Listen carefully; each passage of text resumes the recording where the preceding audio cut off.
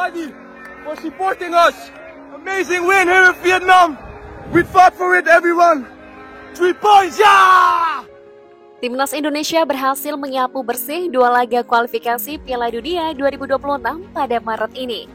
2 kemenangan atas Vietnam tersebut membuat peluang Garuda lolos ke round 3 kualifikasi Piala Dunia semakin besar. Pada laga pertama yang digelar di Stadion Utama Gelora Bung Karno, Indonesia mengalahkan Vietnam dengan skor tipis 1-0. Kemenangan itu berlanjut ke pertemuan kedua Indonesia dengan Vietnam. Garuda berhasil membungkam The Golden Star Warriors dengan skor telak 0-3 dan menjadikan Maidin Stadium sebagai kuburan bagi Nguyen CS.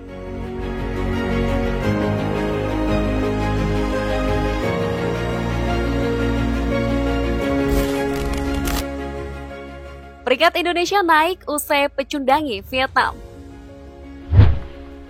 Selain memperbesar asa lolos ke round 3 kualifikasi Piala Dunia, kemenangan atas Vietnam juga berhasil membuat posisi Indonesia melejit di tabel ranking FIFA. Dilansir dari Footy Rankings, 2 kemenangan atas Vietnam membuat Indonesia mendapat tambahan 30,04 poin, sehingga Garuda kini mengoleksi poin total 1.102,70 poin. Jumlah itu membuat posisi timnas Indonesia melonjak naik dari peringkat 142 menjadi peringkat 134. Masuk 3 besar Asia Tenggara.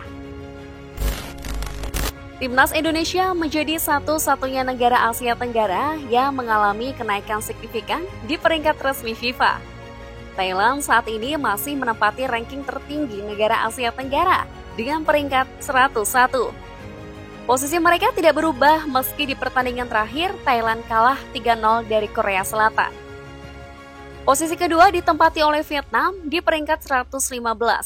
Vietnam harus turun 10 anak tangga setelah menelan 2 kekalahan dari timnas Indonesia.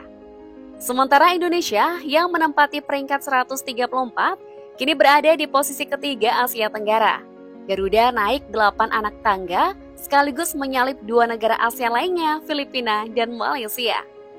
Tetapi yang paling menarik tumpuan aku adalah perlawanan di Medan yang menyaksikan kemenangan mutlak Indonesia 3-0. Kita pernah ke menang 3-0 di Vietnam? Tak pernah.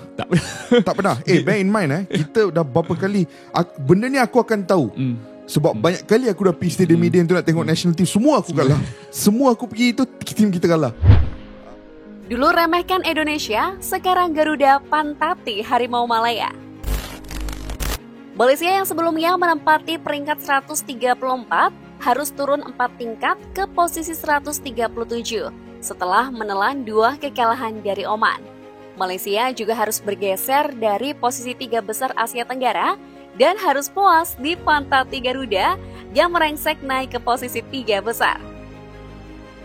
Beberapa bulan lalu, Malaysia sempat meremehkan Indonesia karena masih berada di peringkat 150-an.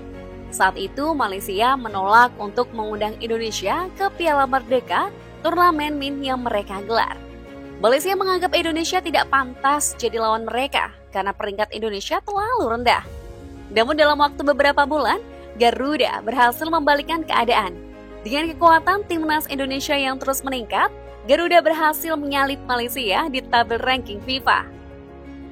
Di Europe macam mana player-player Indonesia yang ada sekarang ni, yang mixed blood yang ada sekarang ni di Indonesia, diorang stay bermain di Liga Belanda, di Liga 2. Kat situ yang membuatkan aku rasa pengalaman diorang di sana membantu skuad Indonesia. Dan Indonesia dah akhirnya dah potong kita dah. Dan dia satu-satunya selain Singapura, Thailand, Vietnam, Indonesia satu-satunya yang ada peluang besar untuk layak ke pusingan ketiga. Okey, aku dah. Naiknya peringkat Indonesia di tabel ranking FIFA tak lepas dari peran sang alienator Sintayong. Dari peringkat 175 pada tahun 2020, Garuda terus naik secara konsisten hingga akhir tahun 2022. Setelah itu, terjadi lonjakan dengan masuk ke posisi 149 pada April 2023. Posisi Indonesia terus naik usai Piala Asia hingga menempati peringkat 142 pada bulan lalu. Kini setelah menang 2 kali lawan Vietnam, peringkat FIFA Indonesia naik ke posisi 134 dan berhasil masuk 3 besar ASEAN setelah sekian lama. Bagaimana tanggapan kalian? Tulis di kolom komentar ya. Jangan lupa like, share, and subscribe agar kalian tidak ketinggalan update video terbaru kami.